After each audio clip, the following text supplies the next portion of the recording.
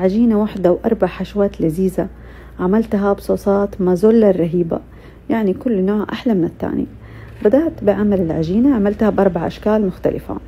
رحت على الفرن تتحمر وبدأت بعمل الحشوات.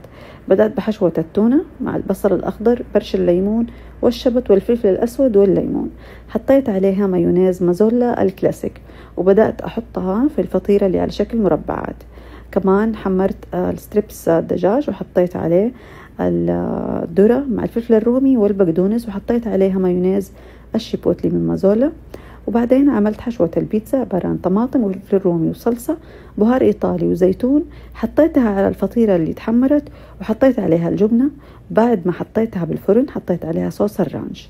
هنا عندي نوعين جبنة مع حبة البركة، حطيتها بالفرن تدوب شوية، وحطيت عليها صوص مازولا الحار، وقدمتها وطلعت جدا لذيذة وبالعافية.